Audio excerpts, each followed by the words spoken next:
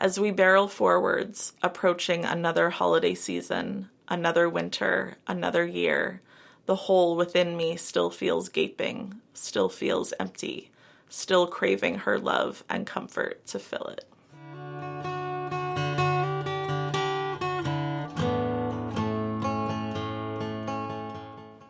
Hi, listeners. Welcome to Grief Out Loud. Remember the last time you tried to talk about grief and then suddenly everyone left the room? Grief Out Loud is opening up this often avoided conversation because grief is hard enough without having to go through it alone. We bring you a mix of stories, tips for supporting children, teens, and yourself, and interviews with people working in the grief field. Platitude and cliche-free, we promise. Grief Out Loud is hosted by me, Jana DeCristofaro, and produced by the Dougy Center for Grieving Children and Families in Portland, Oregon.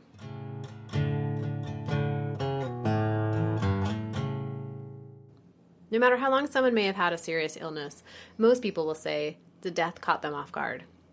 It seems like there's really no way to ever be fully prepared for the moment that someone dies. For today's guest, Camila, death came barreling into her world with zero warning. Her world shifted on its axis on an average morning in September. She woke up in the house that she shared with her mother in the Bay Area and expected just another average day. Then she went to check on her mother, only to find that she had died in her sleep. No warning signs, no indicators that anything was amiss. Her mom was there, and then she wasn't. In the 9 years since that morning, Camila, who was 21 at the time, has grieved intensely and intently. She's reinvented herself and her life a few times over. She's searched for connections with her mother and has found an outlet for expression in her writing. Camila, thanks for being part of the show today. Thanks for having me. I know there's a lot for us to talk about, including the way grief gets into every aspect of our lives. But before we get into all of that, just tell us a little bit about your mom. Who was she? What was she like? Wow. My mom was a vibrant, eccentric woman. She was very passionate and loved people. She loved celebrating life. Any excuse that she had to celebrate, she would do that. Her and my dad were among a core group of people that have run a soup kitchen in San Francisco for the last 40 plus years. So she was a pillar and a leader in the community. She had a ton of friends and a very large life, and she made everyone in her life feel special. She was an incredible mom, and I was very, very close with her. I felt like we had a unique relationship. It didn't always feel like she was the mom and I was the kid. It felt more like we were friends, especially as I got older, even though I was 21 when she died. When you looked around to your other friends who were in their early 20s and the relationships they were talking about having had with their parents at that time, how was your relationship with your mom different? How did it stand out? It felt like other people had more of a frustrating mother-daughter relationship, maybe more irritated, or just my friends were still very much the child to their mother. And even though there was a huge amount of comfort that I sought for my mom, I did feel like we could talk on a level that was more equal. And so here you are, you're 21, and you have this really unique relationship with your mom, who sounds like a powerhouse, just a force in the world and in her community and in her family. And then one morning, she's just gone. What do you remember about those first minutes, hours, and days after she died?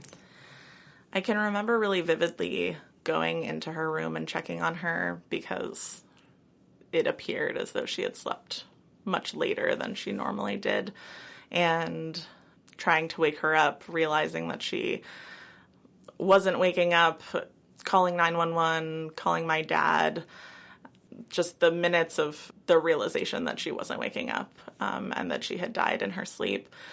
So I can remember the hour after pretty vividly. And then I would say for about the first year, there's pockets that I remember, and then there's a lot of time that I don't remember. I can remember being involved in the planning of her memorial. Which people did we want to speak, and what kind of food did we want to have? I felt very strongly for some reason that we had to have the most giant bowl of Hershey's chocolate kisses that we could, preferably purple, because purple was her color. They came to me and they were like, they only have silver ones right now. Is that okay? And of course it was okay. So I can remember that, and I can remember her memorial, which we had about 3 weeks after she died. And then there's a lot of gaps. So my sister in particular will ask me, oh, do you remember this? And do you remember this? And a lot of times they say no, because they can't remember. What do you think contributed to that, not being able to remember? I think a lot of it was just the trauma of what happened, and that there were so many emotions at once, and having to still do my life. I mean, I worked a little part-time just to have something to do, and yeah, I think it was just too much to handle at one time. What words would you use? I know it's been 9 years, but thinking back, what words would you use to describe the way grief felt in those first few weeks and months? Overwhelming, way too heavy to handle. I remember waking up crying and going to sleep sort of being cried out and just feeling like this is the new world that I have to adjust to, and I don't see how I'm ever going to adjust. And we talk a lot about how grief is so different for everyone, especially in a family. People can grieve really differently. What's your sense of you being the one who found your mom and found that she had died? How did that play out in terms of how you were grieving, maybe in relation to other people in your family? I don't necessarily think that me finding her had that much of an impact on the grief itself. When I tell people that, even now, people respond in this way that makes me feel like, oh, that must have been really traumatic. But it's more honestly off of their reaction sometimes than my own memory of it, even though I do feel like it was traumatic, but I feel like the loss of losing the most important person in my life was really what struck me. So any differences maybe in the grief would be more attributed to the nature of the relationship that you had with your mom? Absolutely. Yeah, I think that was something that was surprising for me, was realizing how unique everyone's grief experience is, even if my relationship to that person was the same as like a label as someone else's. For instance, my sister and I have had our own grief journeys, and that seemed very surprising to me. Yeah, because it's like, wait, well, that person was your mom, and it was my mom, and it was the same mom. How come we're feeling or acting so differently? Right. It's curious what you said about like other people's reaction sort of being a spark to you of, well, maybe I should have a certain feeling or a certain experience. And one of the other places I think that comes up a lot is people making assumptions that a certain type of death leads to a certain type of grief response.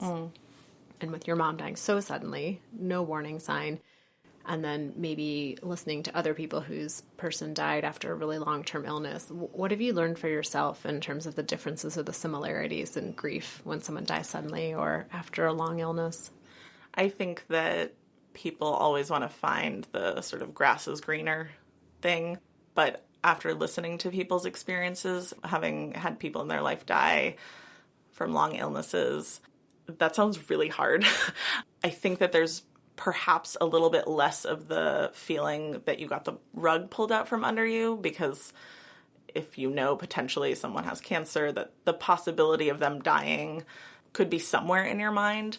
And although my mom was 63 when she died, and I knew someday she would die, there was no ounce of any knowledge in my body that she could die at any minute like that. Someday was like the long, long, long way from nowadays. Right. Someday was after I've graduated from college and after I'd found a significant other and after all of these things, not when I was 21. I think what I've also learned is no matter whether someone has died from a long illness or someone dies suddenly, the grief that you're left with once they've actually died, although everyone's grief experience is unique, that there are so many similarities to draw from and so much compassion and empathy that people can give each other, even though the way that person died may have been very different. Like you can have really helpful, supportive conversations, even if the way someone has died has been really different. Definitely. You mentioned, being 21 and where you were in your life. What are some other aspects of having been a really young adult when your mom died and how that affected kind of the decisions that you made or the ways that grief showed up for you? I think still being in that sort of college mindset and not really knowing what it was like to be an adult in the world and suddenly having to figure that out and then not having my mom to ask those questions or ask how she did it. I also felt jealous of my peers who were entering their senior year of college and maybe were just starting to think about what they want to do after college, but didn't have to deal with this intense life-changing event on top of it. And you said your year off of college turned into 5. Is there a connection with the grief in that piece? Definitely. I felt really happy after my mom died around the fact that I had talked to her about taking a year off of college before she died. It was about 2 weeks before she died, and I told her that I just really needed a break, and she was really supportive, of course. And yeah, I'd planned to take a year off and then transfer, and then realized I can barely get up in the morning. I can barely go to the grocery store without feeling overwhelmed, or my life really became about surviving. So I got a job and moved to Portland and just tried to start over. You talked about how life really felt like surviving. What did you turn to for help? Like, what ended up being your handholds through this? I moved to Portland about 9 months after my mom died. I just needed to get out of San Francisco. It was where I grew up. It was where I was when my mom died, and all my family was there, and everything felt very chaotic. Obviously, things stayed chaotic even when I moved to Portland. I couldn't escape that. I turned to close people that really could understand, or people that I knew wanted to support me and just help me get to where I wanted to be. I think it was very confusing in the grief to know who to trust, because there were people that in my life who had been incredibly close with me that I suddenly didn't feel as close with for a number of reasons. And so really reaching out to the people that I knew had my back and that I didn't have to do as much for.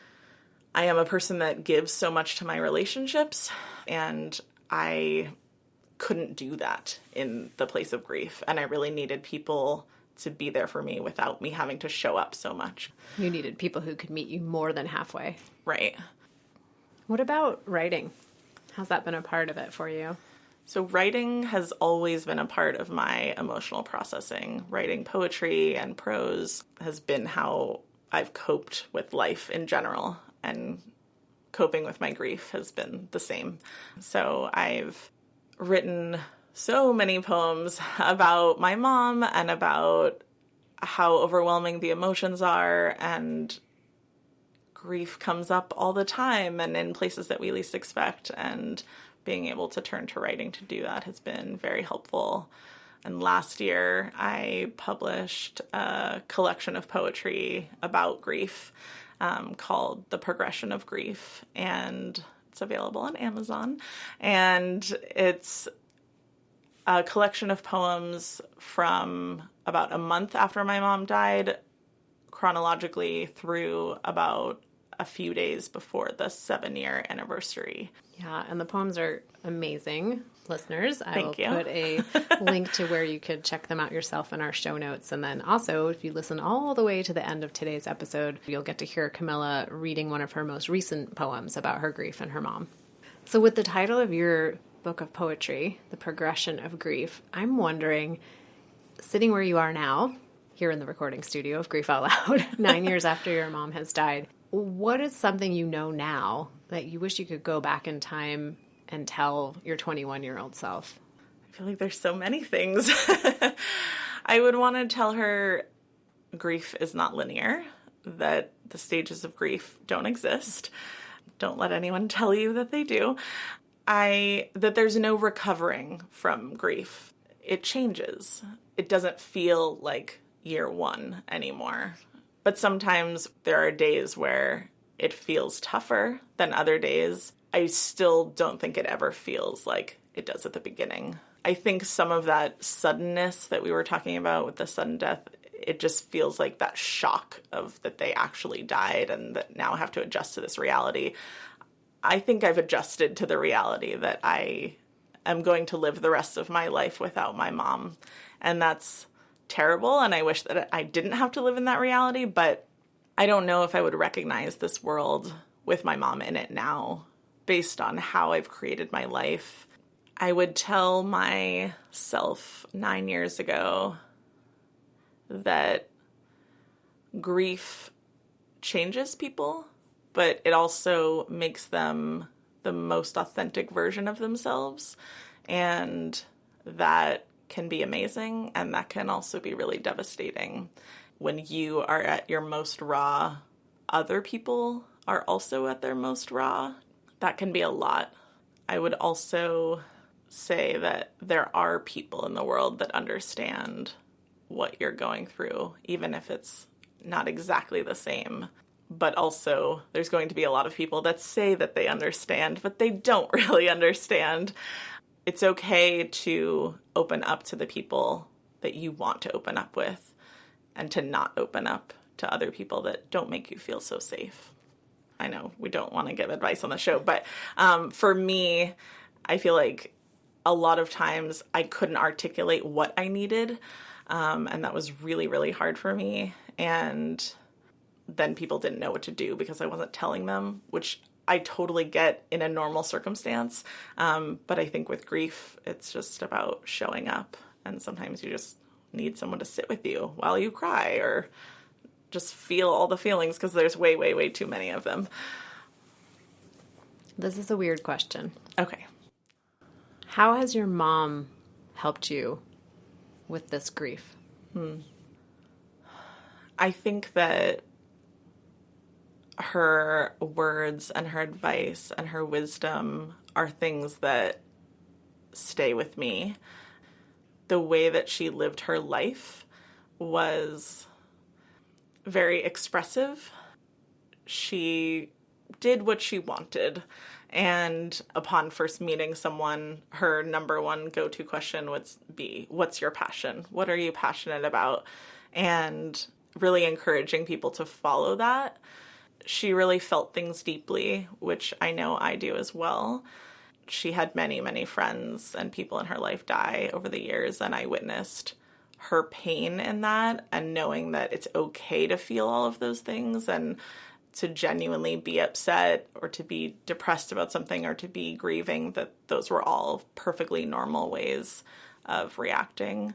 So I think sort of seeing her model those things, I think, has helped me feel like I'm entitled to my own experience.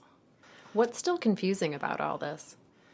I think what's confusing is not knowing when grief stuff is going to come up. I think sometimes it can be predictable, sort of around September, which is the month that she died in, or the holidays.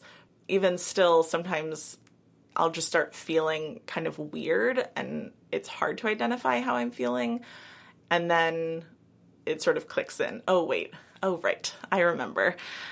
I think sometimes someone will say something that reminds me of her, and there's that feeling of, oh, that's so great. My mom would love that, or my mom used to say that. And then also the undercurrent of that it's bittersweet as well of wishing I could share that with her. So I think sometimes just the timing of when things come up still feels confusing to me. And even 9 years later, grief can be pretty unpredictable. Definitely. As we get to the end of our conversation today, is there a way in which grief has informed some of the choices you've made in your life? I mean, in the past 9 years, you've almost had to like reinvent who you are and what you're doing. It's a really formative time. I think it's taught me a lot about how resilient I am. And I think recognizing life is short in a way that goes beyond just the cliche of when people say that. Things can end at any time and life can change in an instant. Jumping on opportunities or not staying in situations that are unhealthy or places where I've been really unhappy. Quitting a job that is not serving me and that feel really unhappy in is something that I feel like, one, my mom would have really encouraged, and also I feel like I know how to do life much better having been through such an intense grief experience. Yeah, it's this undercurrent of confidence that you're going to get through whatever's coming your way, even if you don't know what that's going to look like. Right. Well, Camila, thank you for taking time today to talk with me and to share about your mom so the rest of the world who's listening can know a little bit about her too. Thank you so much for having me. This has been great.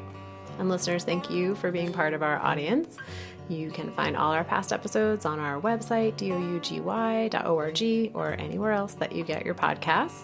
And we are coming up really close on our 100th episode. Hard to imagine. It's going to be the 4-year anniversary of Grief Out Loud this January 2019.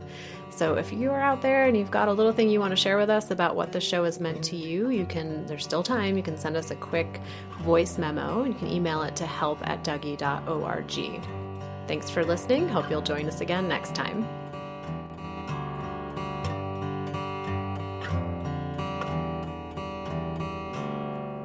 This poem is called The Absence of Her.